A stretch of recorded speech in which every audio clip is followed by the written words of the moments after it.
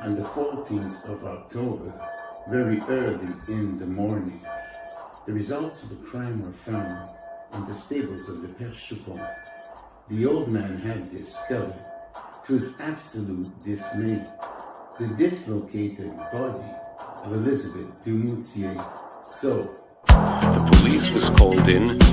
I was handed the inquiry. Upon arriving on the scene, some photographs were shot. A couple of small-time journalists were raising their fist among the crowd, shouting. Hey everybody, my name is Jean-Marc. I'm the lead singer with The Box, and I'm the next guest on Rob's Inner Circle. So don't anyone go nowhere. Coming up.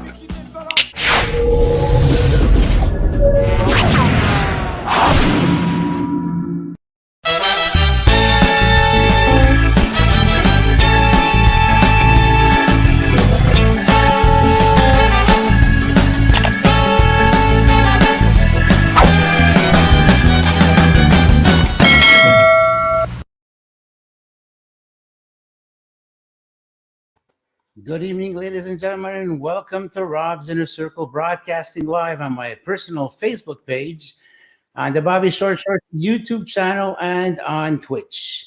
We have an exciting show for you guys tonight. Thank you very much for tuning in. You don't want to miss the show for your life. A big shout out goes to my good friend and producer of Rob's Inner Circle, Miss Jenny Duhame, who just makes the show better and better and better. Jay, you're doing a fantastic job. Keep it up. I just wanted you to know that. Exciting news in terms of expanding the family here in Rob's Inner Circle. We now have another member that joined the production team.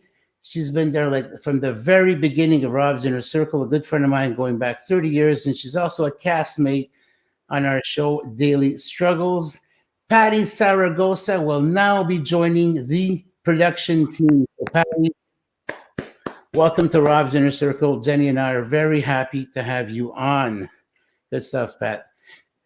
In terms of Daily Struggles, a lot of people have been asking us, when is it coming out? Well, listen, if everything goes well, if we iron out all the little glitches we have, hopefully tomorrow night, as you guys are having dinner, the show is going to be posted up on Facebook.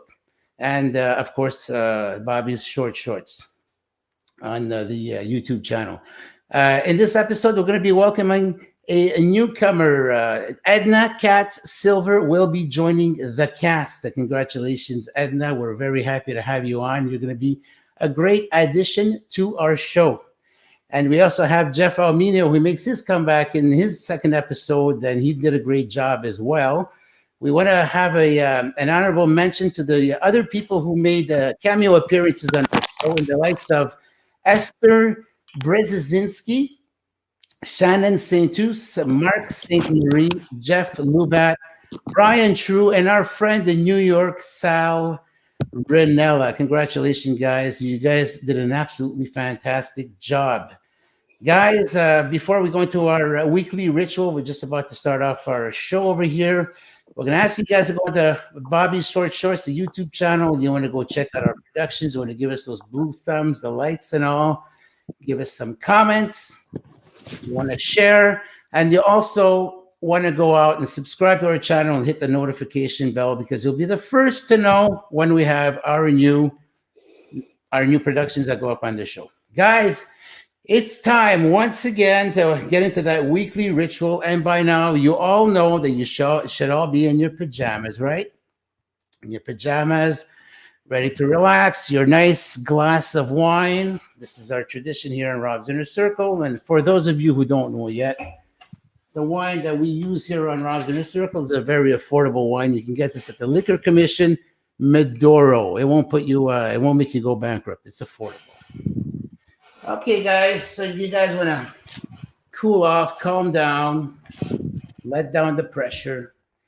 I put my pilot's shirt on tonight because our guest is an avid aviation. He loves aviation just like I do. So, and it's also his trademark. We're going to be getting into that later on. So, guys, just cool off and relax and let us carry the load. It's going to be an exciting show, guys. Before we go on, one last thing. A shout out to all the caregivers who are taking care of the people in the old folks home, the nurses, the doctors who are doing an amazing job during this very difficult and trying time in COVID. A shout out to you guys. Thank you so much for your beautiful, loyal service. God bless you guys. You guys are our anchor. Guys, it's that time once again. It's showtime. It's time to get it on. So, guys, we're going to be bringing on our guest. I don't know about you, but I'm really excited. Our guest tonight, he formed his band in 1982 after leaving Men Without Hats. And his band has no fewer than 10 chart-topping singles, 4 extremely successful albums. Ladies and gentlemen, a band who needs no introduction, but for the sake of the show, I'm going to introduce him. Ladies and gentlemen, here he is, the lead singer of The Box, Mr. Jean-Marc Pisapia. Hey. Hey, buddy, welcome to Rob's Inner Circle. So happy to have you on. I'm very happy to be here, too. Thank you so much. Jean-Marc, how are you coping with this COVID? Actually, it hasn't made much of a difference in my life because I live in the country.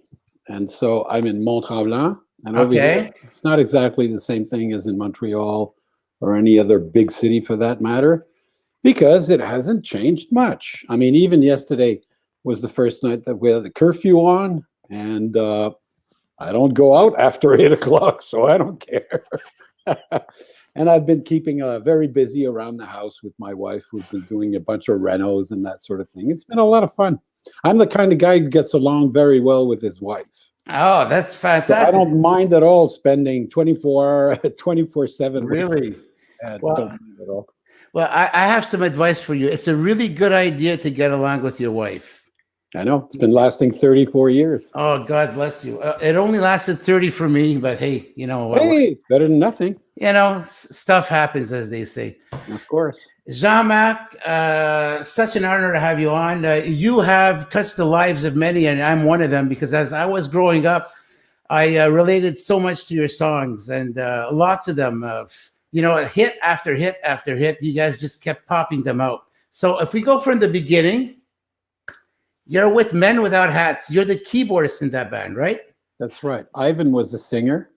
And by the way, Ivan and I used to go to school together in a French lycée in Montreal called Collège Stanislas. And we took German classes together for about, I don't know, 4 or 5 years, something like that. Okay. And then we parted ways. I went to study architecture at University of Montreal. He went to study communications at Concordia. And by complete happenstance, one night, we meet in a restaurant right next to the Café Campus, where it used to be before, you know, right next to the HEC. And he's walking there on the street, and I'm looking out the window. I'm with friends, and I say, "Isn't that Ivan?" And they go, yeah, I think it's Ivan. So I'm banging on the window, making signs, "Can't get in here. Let's talk." La la la. And he sits there, and you know, he tells me that he's been making music for the last like year and a half or 2 years, and he has this strange band called Men Without Hats.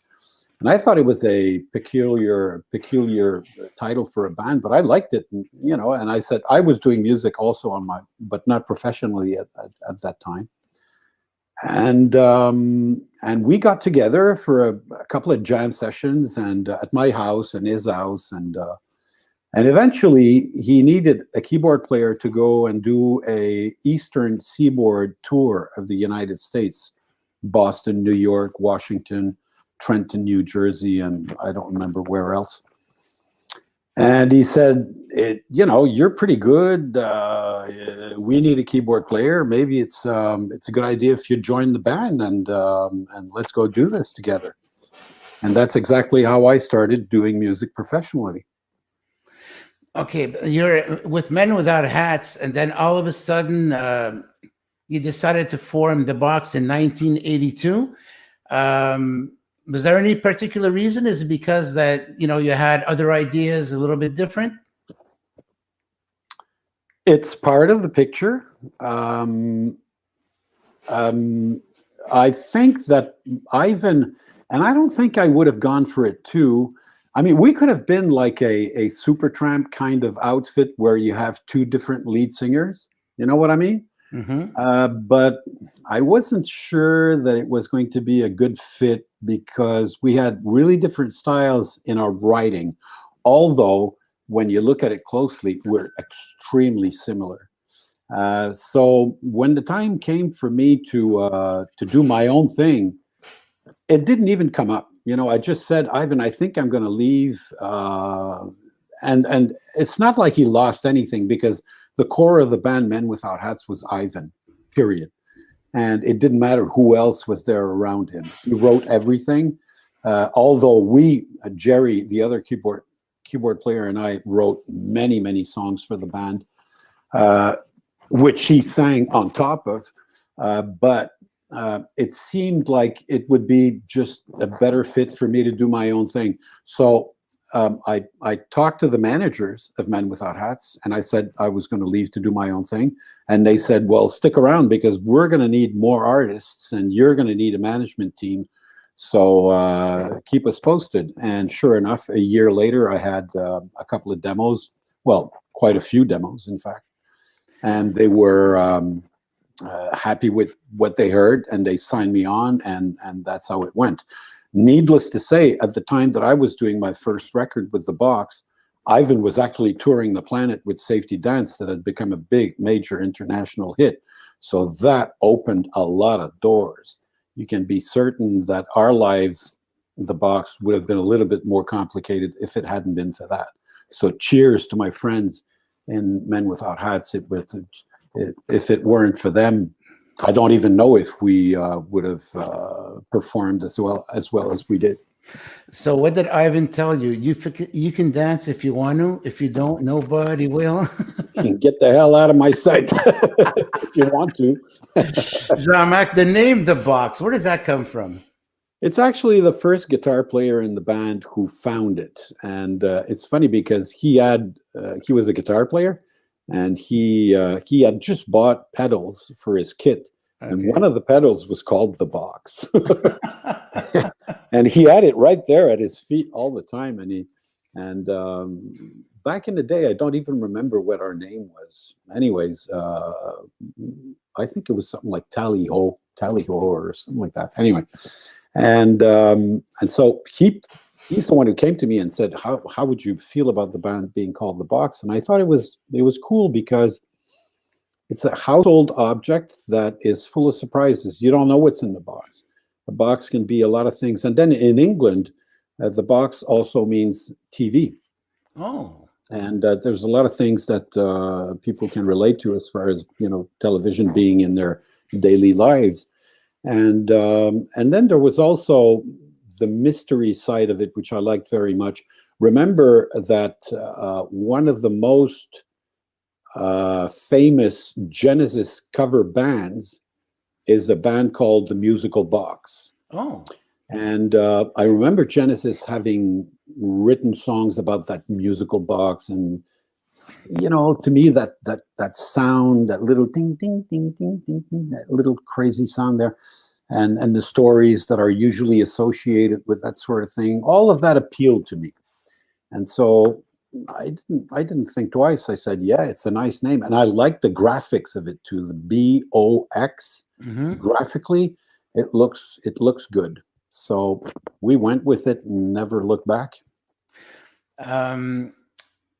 When I saw your last name, I was very tempted. I said, I have to ask him. So, for all you paisanos out there who had a doubt, the cat is out of the bag. Yes, Jean-Marc Pisapia is Italian. Jean-Marc. Well, io sono canadese. Sì. Sono nato a Montreal, però il mio padre è italiano e io ho vissuto parecchie volte in Italia per periodi più o meno prolungati, tra l'età di 6 anni fino a 17, e poi non ci sono mai tornato. Quindi non è che lo pratico a lot. Molto. Ma l'ho imparato di gente che erano tutti professori di italiano, quindi sì, è qualcosa che è sempre fatto, è sempre stato una parte della mia vita. That is Yeah, really, see, that's where it, you know,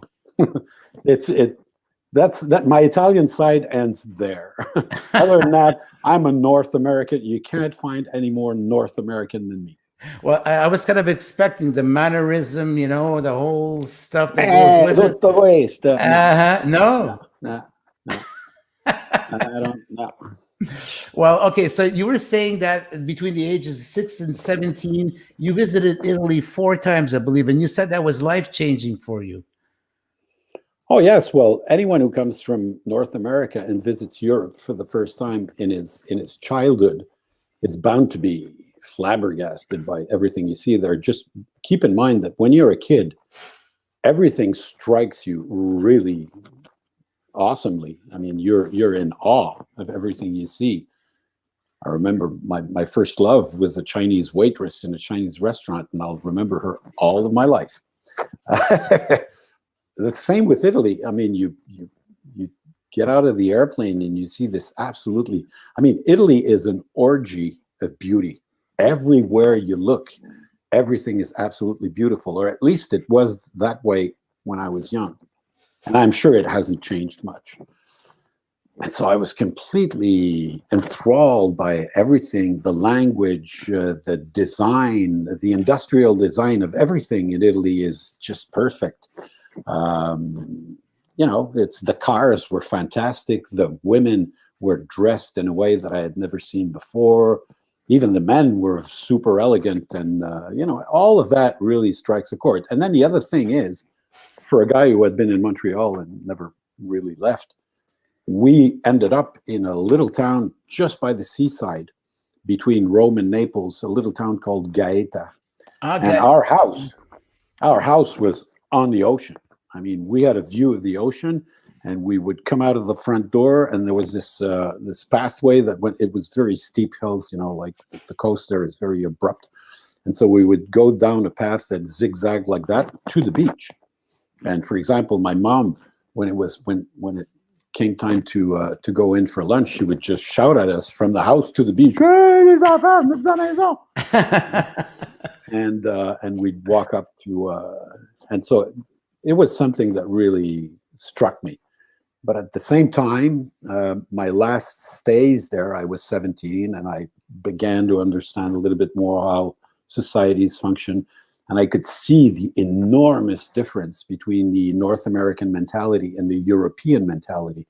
And the European mentality is epitomized by Italy. It's a very stratified society where you can't just do anything you want. I mean, if you think you can just arrive anywhere in Italy and set up shop and open a business in a village on Main Street, think twice.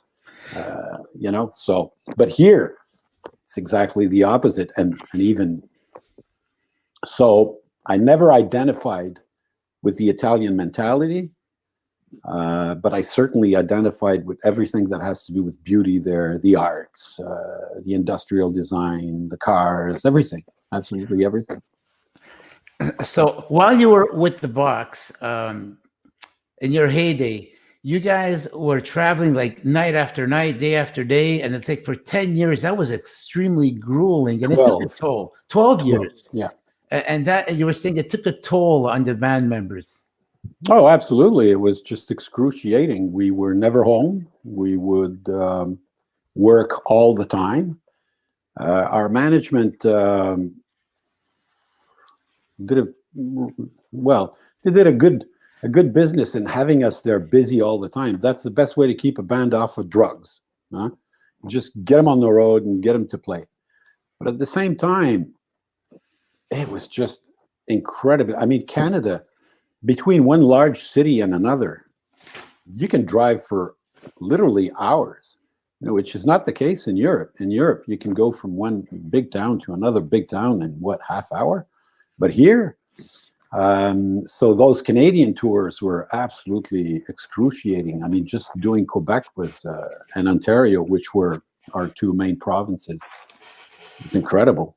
And then all of that ended up in the U.S. In Los Angeles with our last record contract, and we were completely beat at that time. And so, yeah, it was very difficult. Okay, so you were qualified back in the day as a new wave band, but of course, you were telling me that you're nothing near new wave. You guys are progressive. You have progressive rock. Well, neither really. I never considered the Box to be a new wave band, because a new wave band needed to have all of this electronic drum machine kind of sound. We did use drum machines and electronics. That's not the point. But guitars were not heavy guitars, but I would qualify the Box as a radio pop band more than anything else. However, my musical diet of the 70s was essentially composed of progressive rock. I'm talking Genesis, Yes, Gentle Giant, Jethro Tull, all of these bands. And some of them influenced us, or at least me, very much, in that the story sometimes was at the heart of everything. And a song like L'Affaire Dumoutier, which tells a story, okay, a murder story from beginning to the end, that was a direct influence of the progressive era. And by the way, the other thing about progressive music is that it follows no rules, right? It doesn't follow the rules of the 3-minute pop song that's meant to be played on the radio. It does whatever it wants. If you want to do a 20-minute song, you do a 20-minute song. You want to change tempo in the middle, you can, time signature, whatever. And L'Affaire Dumoutier, although it was a song that ended up being a big hit on the radio, respected none of the rules, okay? And so that was also a direct influence from the progressive bands of the 70s. But from there, to say that we were a progressive band, not really, not until at least 2005, when we came out with the Black Dog There album, and especially in 2009 with our version of Le Horla de Maupassant, all in French and all in old French. That is a 100% progressive record. Well, you beat me to it, because I was about to ask you if you did something in French. That we got the answer. But Jean-Marc, a lot of people relate to your music, but the thing is, like many of them, is that they don't know what the titles of the songs are. So we prepared a little medley that lasts about 2.5 minutes, so that our audience can identify with the Box. Ladies and gentlemen, our guest tonight is Jean-Marc Pisapia, the lead singer of the Box. Thank you so much for tuning in. And we have a little medley that we're going to be showing you. So stay tuned, folks. In the USA, in the USSR.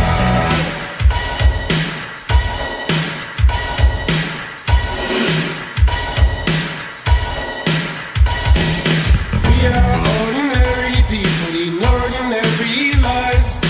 We use also simple ways to get to simple happiness.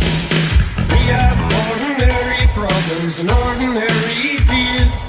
We go take care of our business. Life goes on and nothing changes. We are ordinary people in a star. There's no color, red or white. So is it for you are love? I'm like fool with what I see. Should I try to make it fit? Should I just leave it to me? My dreams of you all the time, all the time, all the time. And it's early, I'm standing in the chill. Where you dress? And there's a lady who waits in a shiver, hoping it won't be long. There's that train turning my way, and I don't know where I'm going. Must I always remember I can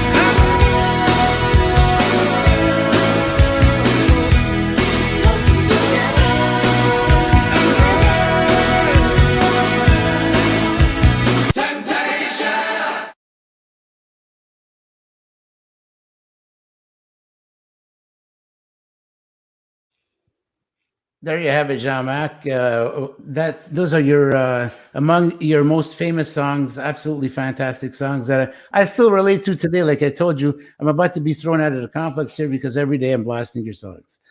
Good luck with that.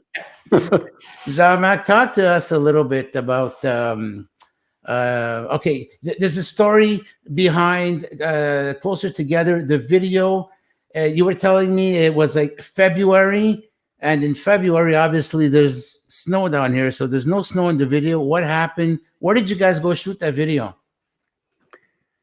We took the entire crew, band, and everything down to the Dominican Republic, Puerto Plata, to be precise. Because, yes, by the time that single came out, it was February.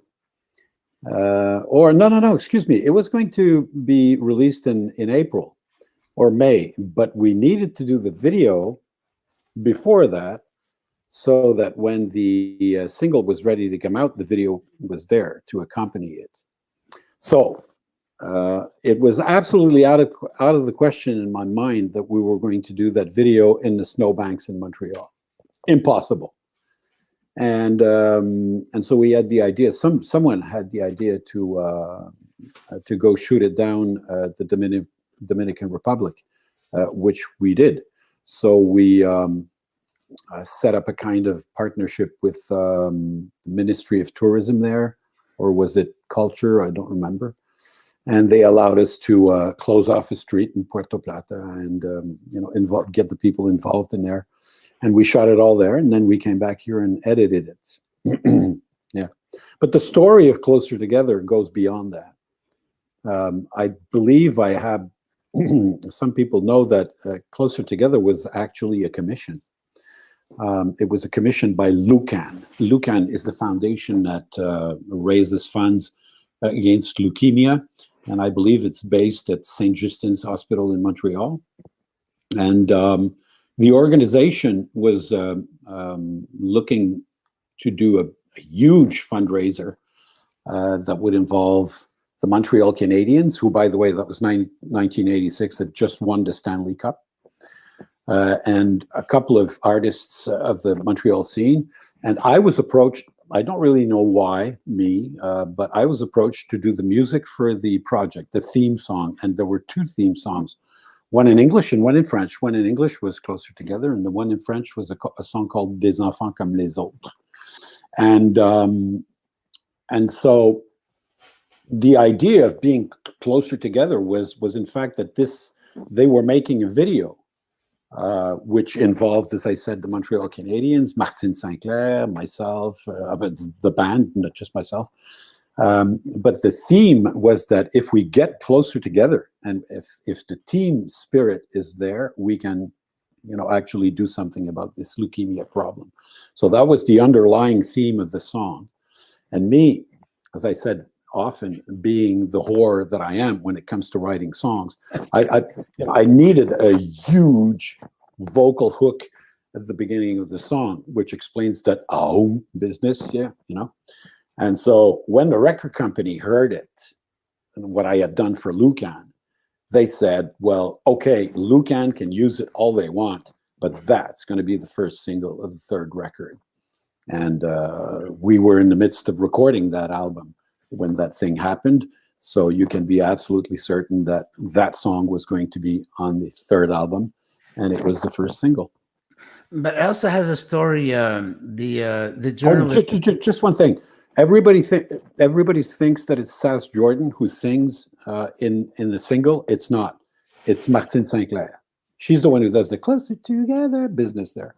But when time came to go to Dominican Republic to shoot the video, Martine, either she was busy or she didn't want to.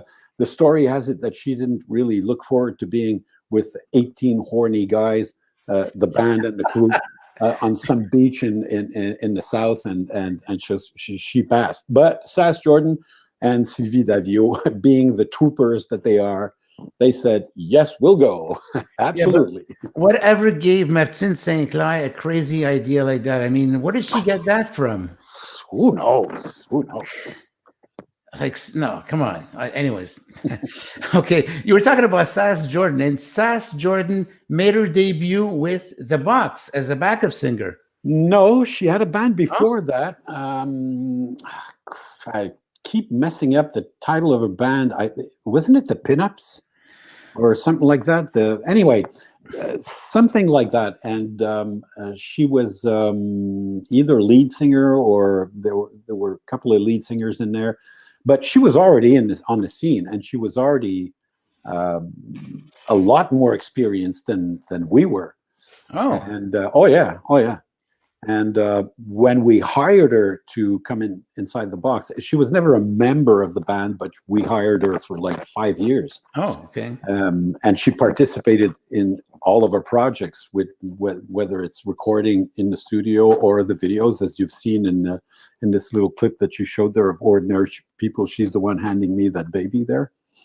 And she played in all of the videos, and Closer Together, as she's the one you see there with Sylvie Daviau, and the camera is revolving around them. And yeah, on tour, Sass was an extraordinary asset, because you could be absolutely dependent that she would be there, she would do the job, and she wouldn't complain about anything, never. And she was great company. And I remember sitting in the car. I was always driving, and she would be sitting there with me usually, and two other people in the backseat, and we would drive for hours, and we would share music with our Walkmans, and we'd talk about anything and everything. It was just a brilliant time. wow. And you know what? This deserves a toast, Jean-Marc. A toast.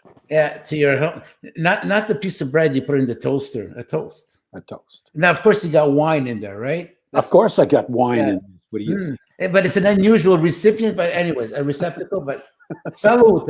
Salud. Okay, in that video, Closer Together, how did you get all those people to come in and dance like that? Well, we offered them beer. Oh, that's the trick, beer. It's as simple as that. Yeah, no, I'm not joking. We had bought, I don't know how many cases of beer. And these people, they were just there. And we had the participation of the police to shut down the street, which was no big deal, by the way, because there wasn't that much traffic anyway, and they could be rerouted somewhere else. But all of these people were there, and it was the main street of that little town there, Puerto Plata, and you had cafes and stuff, and they were just hanging around there, and we just came to them and said, if you want to join in, just please do. And if you feel thirsty, just go there and have yourself a free beer. And that was all it took. Wow, that's fantastic. Yeah, but I mean, you have to understand, you go down south to one of those Latin islands, you play music, any kind of music, and people start dancing. That's all. I mean, they start dancing. That's all. Wow, that was just amazing. And everybody participated in the video as well. All the band members, and Sylvie and Sass are also in Closer Together, I believe, right? Yep, that's right. I don't know how many times you saw the video, but I saw it about 1,000 times. Is Sylvie the one wearing that green T-shirt? And you got Sass all in white in the background? Perhaps. Good question. The iconic shot of Sass and Sylvie is when they're back to back to each other, singing the Closer Together parts, and the camera is revolving around them. Yeah, you have a Spanish castle in the background there. That's how you tell them that's where they are. But yeah, green T-shirt, maybe, I don't quite remember. Okay, but I also like that little part when you jump over the wall there. That was pretty nice. Of course. If there's a wall, I'm going to jump over it. So you're wearing that pilot's T-shirt. There's a story behind that. The pilot shirt. The pilot T-shirt. A pilot shirt. Pilot shirt, just like yours. Yes. There's this. Yeah. Well, the story is. It's a happenstance. I found the first shirt in a marché aux puces in France, and I brought it over and I wore it for the very first photo shoot that the band did. That was back in 1980, 81, 82, something like that. And then I wore variations on the same theme for a long time. But I didn't understand that I should have kept it all the time, because it would have been a visual tag that people clearly identified me to, as you do now. And by the way, I've been wearing this particular shirt now for 15 years straight. Wow. Since we took to the road again in 2005, the rebirth of the band. And this time I got it. I just kept it because it's a visual tag, and that's all people need to know. When you see that, you know it's me. That's it. Well, it worked on me because the first thing I said, hey, Jean-Marc, you happen to have that shirt you wear all the time? Of course I do. And I wear it. Great. And I happen to have one of these, like, and I told you the story where this comes from. So I would be the flight engineer who doesn't exist anymore in aviation. That's and right. Jean-Marc, rightfully so, is the captain of the airplane. How did you get the shirt there, Jean-Marc? Oh, this particular one was given to me by a Virgin Atlantic 747 pilot. As you pointed out earlier in our pre-interview, Virgin doesn't fly 747s anymore because, in fact, almost no airlines do now because of the 4 engines. They're not needed. They all fly 777s now. But anyway, that was given to me about, I think, 10 years ago, roughly 10 years ago, by this guy whom we had met when he was a teenager in England while recording the 4th album. We spent 4 or 5 months in England recording the 4th album, and he was a tech in the studio, and he was just a bright kid. I knew he was a goofball, but he was a really bright kid, and I knew that something would happen with him eventually someday. And sure enough, I don't remember exactly when or how, but I heard from him. He had become a captain on a 747 with Virgin Atlantic, and he called me from Toronto. Oh. And we met, and he gave me the shirt. That's back in those days. They used to wear the black shirt. Now they have a white shirt like yours. No, you got the contrast. You got both of them. Yeah, and this is the real thing. I mean, before that, I wear variations on the same theme, but they weren't real. Jean-Marc, I've discovered that you're not only an amazing songwriter and singer, but you're also a fantastic painter, and there's something to show for right behind you. That's true. How about sharing with us what it is that you do as a painter here? Oh my God! Well, this is not representative of what I did. This is in fact a painting that I did at a point in my life where, in my painter's career, if you can call it that, where I decided to learn how to do hyper-realistic. And here, I'll tilt my computer up a little bit, and you can see here this boat there. Oh, wow, that's beautiful. You know, and there's many more like that.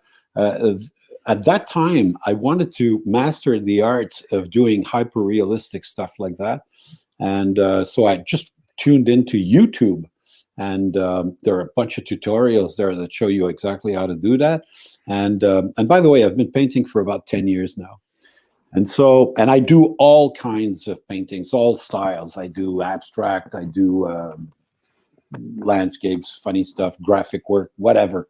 I don't want to be, in one particular alley and get stuck there. But these caught the attention of some people who thought it would be a good idea for me to do them commissions of their own stuff. So, for example, that airplane and that boat up there, and there's more here which I can't really show you. But so yeah, it's just because I was interested in the technique and the how-to. But other than that, I post a painting as soon as I'm finished. I post it on Facebook, and usually it sells within days. Wow, that's fantastic. Jean-Marc, I'm going to, okay, we have in the audience, we have about 3 film producers. We have a film director, and one of them has a question. He was on our show recently, Byron A. Martin. He's an established Canadian film producer. As a location manager, he worked on X-Men. He has a question for you over here. And the question is, when is the Box reunion tour? Oh, well, it's been lasting for 15 years. There you go. We have reunited in 2005. actually in 2004, but we spent almost a year just rehearsing. And by the way, it's not the original box. It's a new band. I'm the only survivor. But figure it out this way. We have been together as the second life of the box for 15 years, whereas the first life of the box only lasted 12. So we're actually even older than the original version. And also, it has to be said that touring for me today is nothing like what it was back then. I don't do it because I have to. I do it because I want to. And when it's day and night, I mean, when you go out there and you play for an audience because you want to be there and not just because you want to sell records, it's an entirely different ballgame, which has as a result that we just have fun on stage, and it shows, and it's contagious, and the crowds go crazy. And when we play all of the old hits one after the other, like in the first half of the show, we do more recent material. We do stuff that people aren't particularly familiar with. Well, we open up with Must I Always Remember. That's always a given. And then we do Carry On. Those are two big songs. But just after that, we do things that people are a little bit less familiar with. And then starting at the middle of the show up until the end, it's just one hit after another. And plus, as a tribute to my cousins in Men Without Hats, we also play the Safety Dance. So all of that said, it's just one huge party. When we start, when the party starts, there's no ending it. It's just fantastic. We love it. So yeah, if you want to answer your question precisely, if you want to know exactly what's going on with us, keep an eye on the website. It's www.theboxband. It's very important to put the band in there because otherwise you're going to see a lot of boxes that have nothing to do with us. So theboxband.com, and there's a page there that says dates. And by the way, right now it looks a little bit empty because we're all rescheduling all of the dates from 2022 to 2021. And we're not sure yet exactly what's going to go where because nobody knows what's going to happen if we're going to be playing during the spring. I doubt it. In the summer, maybe outdoors. And so we're looking to rebooking all of that in the fall of 2021. But keep an eye on the site. It's the best way to know what's going on with us. With all these film people on board over here, a question has arises. Okay. Have you or are you considering in doing music for movies? Is that something that might be of interest to you? Well, actually, in the 12, 13 years of hiatus that we took between the end of the first version of the band and now, I set up a company that did nothing but corporate music. And we wrote, I don't know how many jingles for ads of all kinds of products, whether it's beers, airlines, cars, food, whatever, you name it. And we have also made music for at least one movie by Charles Binamé, who's a prominent director here in Quebec.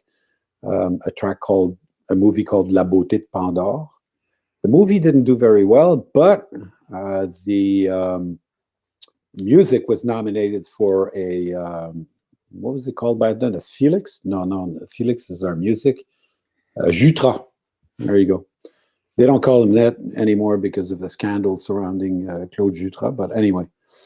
So we were nominated for that. We didn't win, but we were at least nominated, so that was a good thing. So yeah, it's something I have, and we did a lot of music for documentaries and that sort of thing.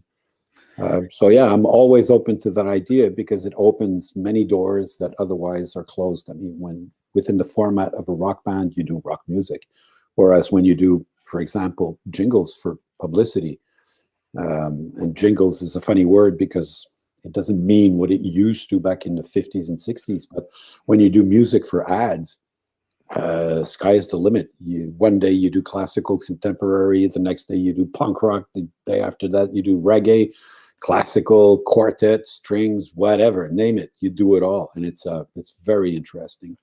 It was a good experience for me to do that. And we've done in excess of 500.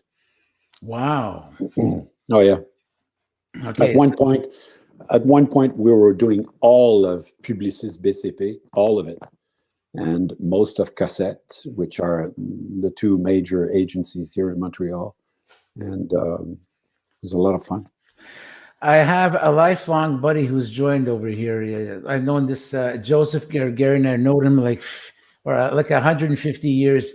And I know exactly what he's thinking. He's never going to forgive me if I don't ask you this. You have progressive roots. Do you relate to the band Rush? I don't. No. No. Sorry, Joe. I don't, and I think I know why, but I also think it stems from my ignorance of their material. The few things that I heard from Rush turned me off, and I'll tell you why. When you're a progressive band, you cannot do sequential music. What I mean by sequential music is, for example, if you're going to do if you're going to repeat a part of music, let's say in a structure of a song where you want to rebring, a piece of music that was already there a couple of minutes before, and you want to redo it, you cannot do it exactly like it was 2 minutes ago. If you're a true prog band, Yes doesn't do that. I don't think so. And Rush had the habit of doing that, and it just turned me off for some reason. I'm just an idiot, because who cares? I mean, it's not like they deserve to go to jail for that, But I was just this fanatic kind of guy who thinks that progressive music needs to be one way, and so I apologize. I realized that I was the idiot in there for not appreciating what Rush have contributed, but it's my own fault. It's because I've kept away from it, and if I had delved into Rush more and substantially, maybe I would have discovered that this band actually perfectly deserved the worldwide success that they had, But it's just me. I'm just a stupid fool like that when it comes to certain things like that. So you're being hard on yourself. Jean-Marc, you were telling me you have a very unique way of writing your songs, because you've written over 200 songs, you were telling me. You said you're in your car and you lower your window and there's some kind of a frequency that emits. Anyways, I'm going to let you explain that, because I don't want to bugger this up here. In the world of music, it's called white noise and pink noise. And white noise, what it is that's white noise. It's a noise that has all of the frequencies in it, and no particular frequency pokes its nose out. You hear them all, okay? So what happens is, when you drive your car, sometimes, especially if you have an old car, the engine is going to produce a note. It's going to go, okay, so you have that note there, and it's always there. But if you bring down the window just a little bit, about an inch, then you hear that wind noise out there, which drowns out the noise of the engine, and it just goes. That's white noise. And I don't know if everybody works like me, but when I hear white noise and all of the frequencies are in there, I hear the music clearly in my head, very clearly. I hear it, in a way that I couldn't hear it if it's silent around me. And the other thing is, I hate to write music while playing something. That's why, by the way, I completely stopped playing the piano. Although I was a keyboard player before, with Men Without Hats, amongst others, and also at the beginning of the band with the Box. I've completely stopped for a very good reason. It's that I find, maybe it's different for someone else, but I find that when I sit down at the piano and I try and write music while having the instrument there, my hands tend to go to the same places and do the same things by automatism. So in order to avoid repeating myself that way, I completely stopped playing the piano. if someone asks me to play Happy Birthday during a family reunion, it's a disaster. Oh no. No, I can't play. I can't play anymore at all because I've completely lost practice. I just don't do it anymore. So I've developed this method of remembering whatever it is I hear in my head while driving the car. And by the way, the entire third album and a big chunk of the fourth album were completely written sitting at the wheel in the car. Wow, that's amazing. Including lyrics. Wow. Yeah. Okay, so you don't want to play piano anymore, but what if Billy Joel comes to you and says, sing us a song, you're the piano man? What are you going to do? Not going to happen. Well, unless you want to be responsible for a complete disaster, which I doubt he wants. Jean-Marc, tell us, what is your most memorable show? There are none. No. Oddly enough. No, there are none. Maybe, okay, look, I'll tell you something. One of the craziest shows that we have done happened lately. It was 2 years ago. We played Quebec City at the Imperial, and the crowd was completely mad, completely crazy. And by the way, Quebec City is not known for that at all. It's not that they're quiet. They're not quiet. It's just that they listen. I mean, they sit there and they listen. Okay, that's what they do in Quebec City. They don't go crazy like they would in Lac-Saint-Jean or Montreal or even Toronto. Toronto, especially with the young people drinking so early there, it can get out of hand really, really quick. But Quebec City, they're known to sit there and listen, okay, and be more or less demonstrative. But once you get off stage, they're going to call you back for an encore like 75 times. They won't let you go. That's really strange. Anyways, the exception to that rule was that particular show at the Imperial two years ago. It was crazy. It was I had never seen a crowd so enthusiastic about us. The other time maybe was Canada Day in 1990. We were invited to play in a park in Ontario. I don't remember which one, but it was a big, huge place. You've seen the movie Woodstock? I haven't seen Woodstock. I know all about the Woodstock festival, though. The real one, 1969. Well, that's exactly what it looked like. Okay. It was outdoors. Wow.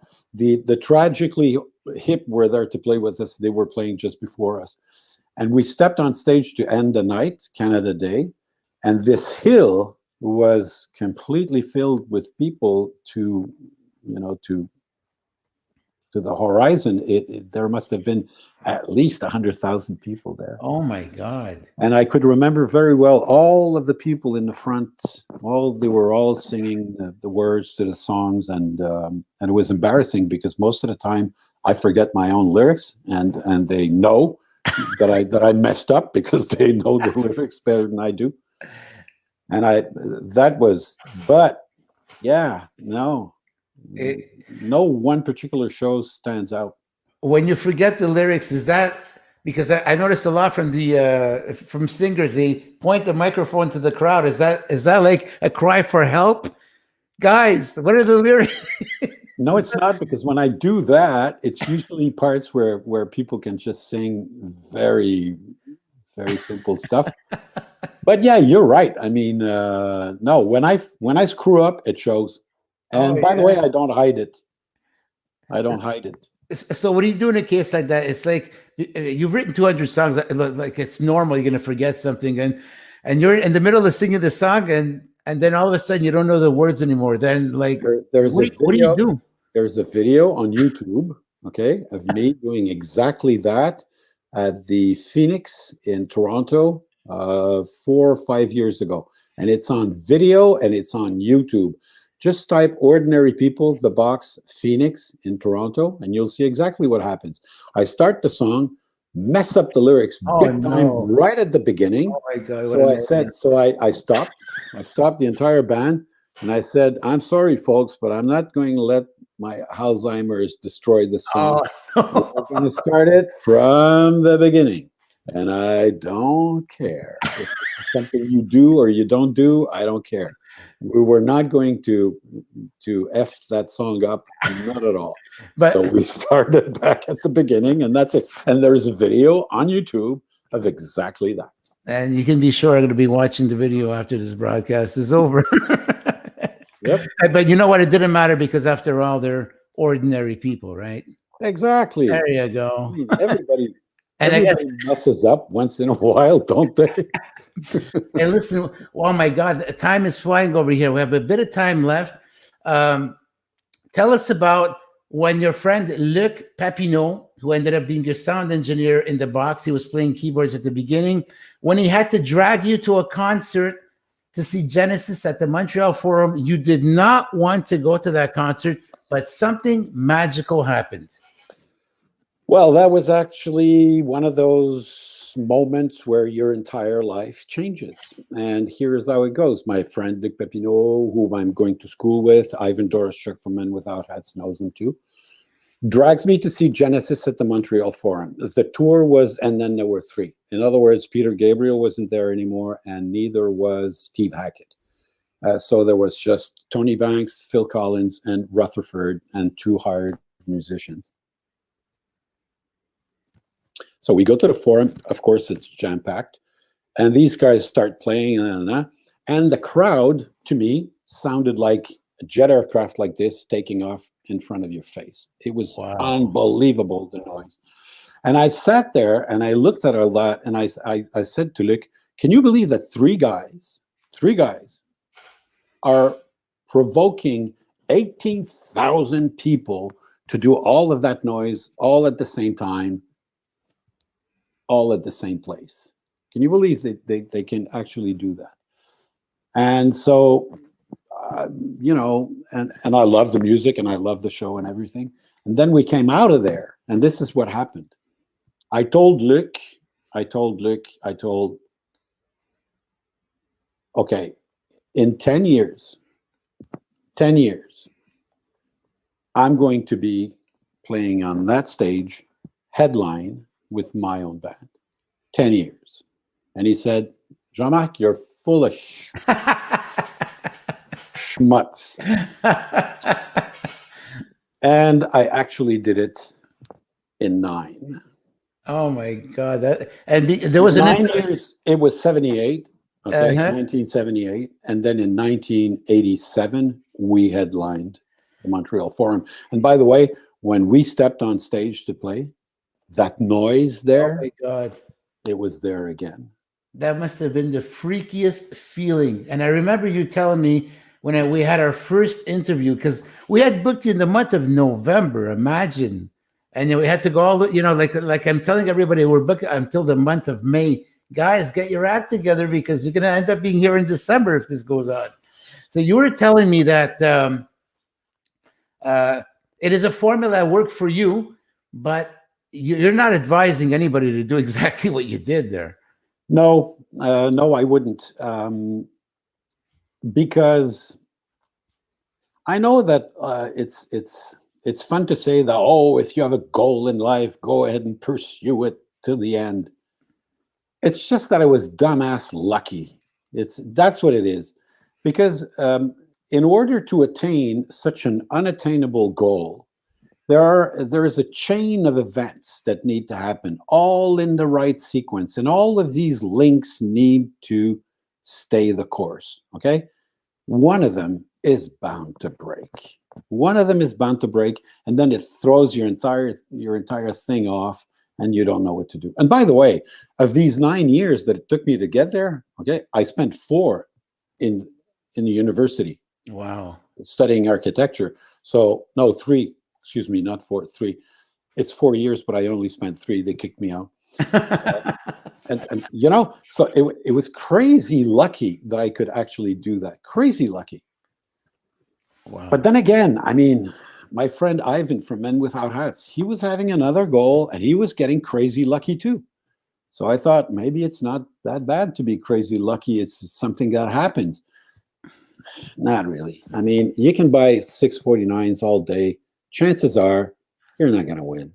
Wow. But what I say though is this: build a talent stack. In other words, don't narrow your views. I'm talking to whoever would like to do this for a living, or anything else for that matter. Don't narrow your views to a single goal. Learn how to do things. Okay, learn how to be good at this and that and na. And one day, one of those things is going to help you in ways that you hadn't foreseen, and it could change your life. And by the way, I was going to be an architect, not a guy in a rock band. In 1978, when I went to see Genesis at the Forum, Luc and I were at the University of Montreal. Wow. Studying architecture. And that happened, and it completely blew my mind, and I changed my, so be open to change is what I'm saying. Yes, you can have a crazy goal, but make sure you're backed up some way with other things. Jean-Marc, it's been a most inspiring interview. Unfortunately, it's time for us to go. Jen and I and Patty would like to thank you so much for having taken the time to come on to our show. And we want to have you again sometime. Anytime. Oh my God. Thank you so much. So Jean-Marc, I'm going to ask you to please stay backstage. Jenny and I are going to be joining you for the wine party. Okay. Yeah. So we'll be right back. It's in my cup there. There you go. Cheers, so thank you so much. We'll be back to you very shortly. Cheers. Thank you. There you have it, ladies and gentlemen. That was our guest, Jean-Marc Pisapia, the lead singer of The Box. It was an absolutely beautiful evening. Once again, thank you so much to Jean-Marc for having taken the time to pass by here in the studio. And guys, it's one of those moments when you get to relive your past. Jean-Marc was a major part of a lot of people's lives with his music that made us happy back in the day. So guys, once again, thank you very much for tuning in.